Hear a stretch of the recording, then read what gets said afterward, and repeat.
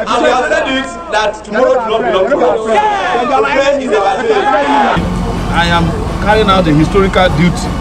Only history can judge me, not a prosecutor or a federal judge. I'm not worried about that. I'm not worried about that. You can't kill somebody who's not afraid of death. And if I'm afraid of death, am I better than those people in Sahara who are getting slaughtered every day? And the revolution has become, therefore, inevitable. And someone is calling for revolution in Nigeria. And what is revolution? Primarily, it means forceful takeover of government. The interpretation of the word revolution is very ambiguous in this case. Sowore was arrested by the DSS on August 3, 2019, ahead of a planned nationwide Revolution Now protest.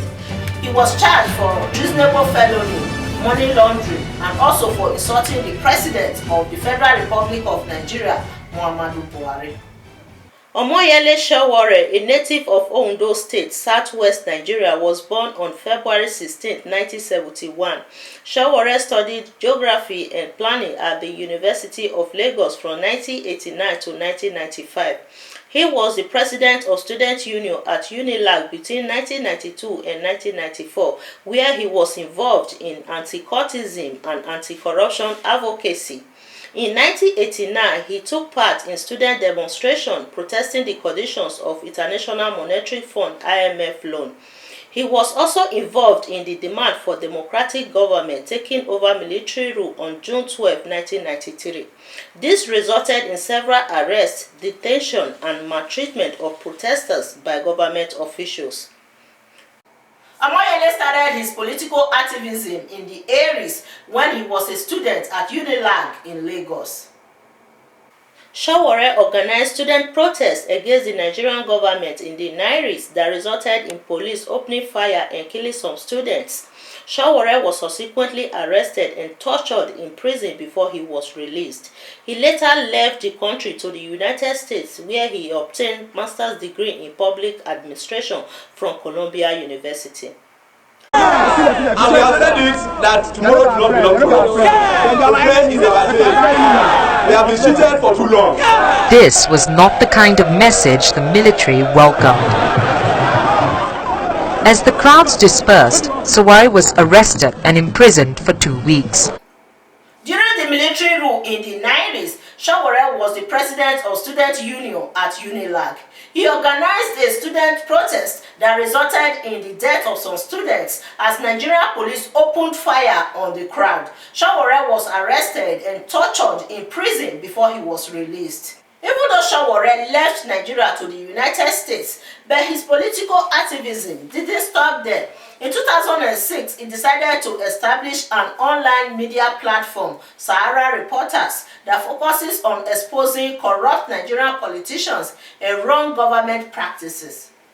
But the reason why the word Sahara came was for a few reasons. One, because I'm fascinated by geographical features, being a geography graduate myself. And secondly, I just looked at it and said, since I'm not a journalist, I'm just like a practitioner of this trade inside the desert where there's really not much hope for success. But I'm going to do it regardless, which means that I'm taking on a challenge that I have no idea how far it will go. In early 2018, Sowore declared his intention to run for the highest office in Nigeria, the seat of president. While in August, he founded a political platform, African Action Congress, AAC. Just take a look. We are not going anywhere without adding a revolutionary favor to this next election. If any one of you is still under the illusion that these old baggers, as we call them, we hand over power voluntarily to us, we are deceiving ourselves. After a successful general elections, Sowore maintained 34,000 votes but lost the election to President Muhammadu Buhari. On August 3, 2019, Sowore was arrested in Lagos by the Department of State Services, DSS, for planning to organize a nationwide protest calling for a revolution now. He was charged for treasonable felony, money laundering, and also for insulting the President of the Federal Republic of Nigeria, Muhammadu Buhari. And someone is calling for revolution in Nigeria. And what is revolution? Primarily, it means forceful takeover of government. The complexity of his arrest lies on the slogan he used for his protest. The interpretation of the word revolution is very ambiguous in this case. The Attorney General of Nigeria, Abubakar Malami, has something to say about this. Take a look. At hand a situation whereby someone that contested election and lost, and is eventually calling on change of government, revolution and change of government through means other than the constitutionally recognized means. And to our mind, that constitutes a treasonable felony. I don't see any problem with use of the word revolution. It's just government's interpretation that is calling attention to what Sowore is doing and trying to create a lion out of him. Okay, there are different kinds of. We have had cultural revolution before. Absolutely. We have had industrial revolution, and all of them are not necessarily negative. Okay, there's a sense in which revolution can be positive, you know, but government probably relied on the textbook definition of revolution, violent change of Political revolution. The title, the hashtag for his protest Revolution was Now. Revolution Now. He Revolution. was not calling for a revolution. And one of the so what charges does it- against him is also for insulting the president. Come on, Mr. Attorney General. Like I said earlier, the argument surrounding the arrest of Sowore, especially the word revolution, is very, very ambiguous. However, the wife of Sowore, Opeyemi, made a statement about the arrest of her husband. Just take a look. So the courts gave the Nigerian government or the DSS the ability to hold him for 45 days to investigate treason, possible treason and terrorism. They based it upon a meeting that he had with Nnamdi Kanu. The arrest of Sowore based on the meeting he had with Nnamdi Kanu has no constitutional basis. Article 11 in the Human Rights Document stipulates that everyone has the right to freedom of peaceful assembly and to freedom of association with others, including the right to form and to join trade unions for the protection of his interests. Article 10 protects your right to hold your own opinions and to express them freely without government interference. This includes the right to express your views out loud, for example, through public protests and demonstrations. That you all know that I've been passionate about, and he has also been passionate about, but on a different plane. And we respect those boundaries.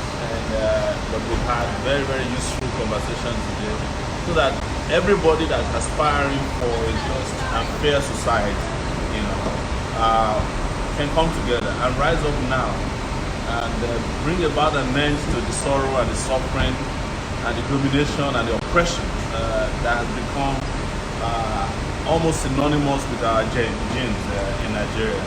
So, as you all know, you probably haven't seen me with him because it's our first time of meeting.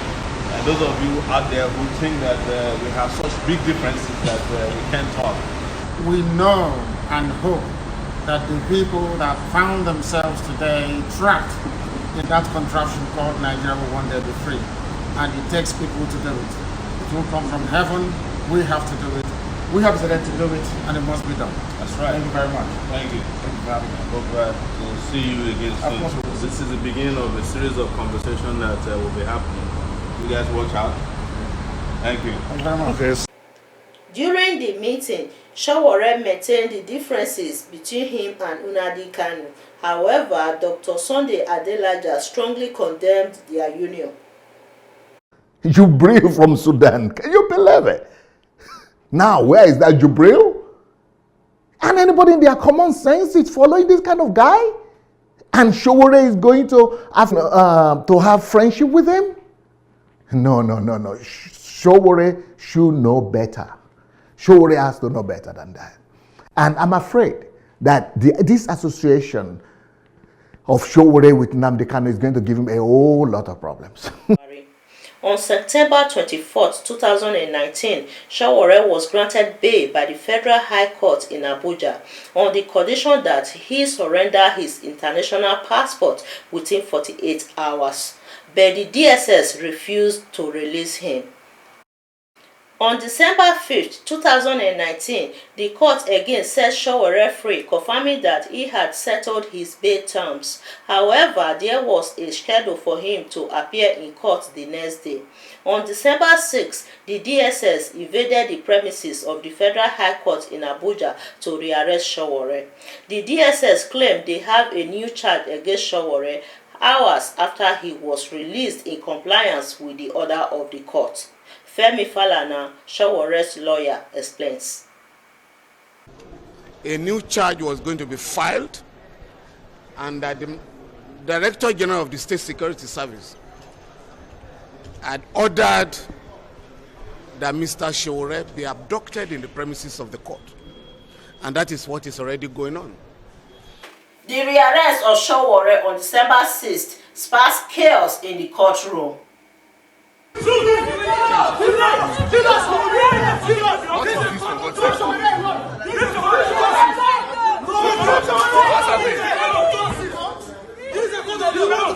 After about 2 hours, Sowore and the company of Falana were driven out of the court premises in the convoy of DSS officials.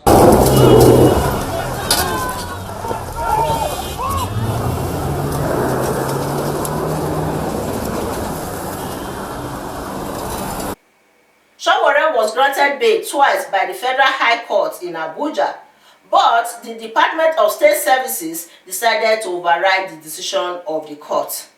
Obviously, the continual detention of Sowore under the Department of State Services led to global intervention, especially in the US, the government, and his popular supporters. The continued detention of Sowore by DSS after the court has granted him bail sparks global outcry, especially in the US. Sowore's wife led a protest at the UN Plaza in New York calling for the release of her husband. The US Senator Bob Menendez of New Jersey said he was outraged by the detention of the journalist. This is Mrs. Omoyele Sowore. The court had twice ordered his release on bail, and the state security openly defied the court order each time, leading me to conclude that Nigeria is no longer respecting the rule of law, or President Buhari is woefully out of touch with what agents of his government are doing in his name. This is unacceptable in a country that calls itself a democracy. Freedom of the press is a fundamental pillar of democracy. On December 17, 2019, Sowore filed an application on the enforcement of fundamental rights following his unlawful rearrest by operatives of the Department of the State Services inside the Abuja court on December 6. Sowore appeared in court on December 23rd. However, Justice Ahmed Mohammed, a judge of the Federal High Court in Abuja, announced his withdrawal from the case of Sowore. Honorable Justice Mohammed raised an issue regarding two publications by Sahara reporters. And you know that Mr. Omoyele Sowore is a publisher. On December 24th, just few hours after the withdrawal of Justice Ahmed Mohammed from Sowore's case, the federal government, through the Attorney General of the Federation, Abubakar Malami, ordered the release of Omoyele Sowore and the former National Security Advisor, Colonel Sambo Dasuki. Sowore was spotted inside a red Toyota car in the street of Abuja on Tuesday after he was released from the Department of the State Services. As the convener of the #RevolutionNow movement, of course, Omoyele Sowore, moments of joy for him, and obviously going to be a jolly good Christmas for himself and his family as he also leaves the DSS custody today, following the same directive by the Attorney General of the Federation that the court ordered granting him bail must be obeyed.